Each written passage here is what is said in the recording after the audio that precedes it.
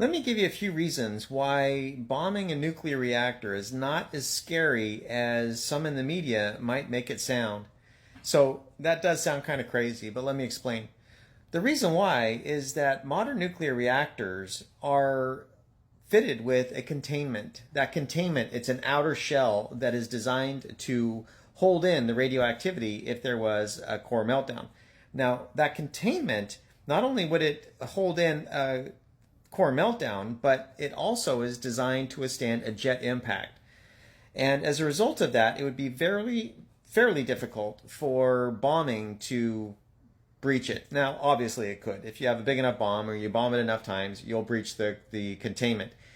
Now, obviously that is not desirable because you want to protect the reactor core inside. The reactor core is contained in a steel vessel. And again, if you bomb that, you could break it apart.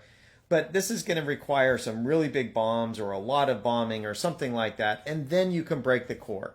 And if you keep bombing it, then obviously you can break apart the core and send the fuel out. The fuel is ceramic, and then the coolant, and yes, then you can start to get some aerosols out there. Now, although that is bad and that is scary, consider this. Chernobyl is probably the easiest to recognize horrible nuclear disaster that we know of. Now, that only killed a few dozen people, 31 or 32 people, somewhere in that range, right off the bat from acute radiation syndrome. And then it caused a few thousand cancers on top of that. So, although that's really bad, absolutely, unequivocally, that is really bad, that still meant that you got to live your life normal without effect for a decade or two before you got a cancer. And most of those cancers are treatable.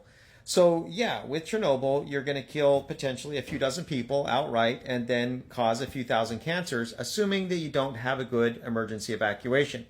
Now, the nuclear power plant in Ukraine, if that were to get bombed, then yeah, you could have something similar to that, but you're not going to have a horrible emergency response. They would allow people to leave, and they're not going to hide it, so you're going to get a lot less cancers. The thyroid for sure.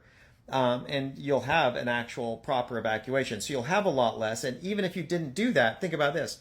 If those bombs were used for the city, you're going to kill a lot more than 2,000 people. So in a strange sense, it's kind of beneficial for them to be wasting them on a nuclear reactor because you're not killing people, except for the fact that you're losing the electricity. That might kill a lot of people, but you don't need to bomb a nuclear reactor to get rid of the electricity. You could just hit the electrical lines.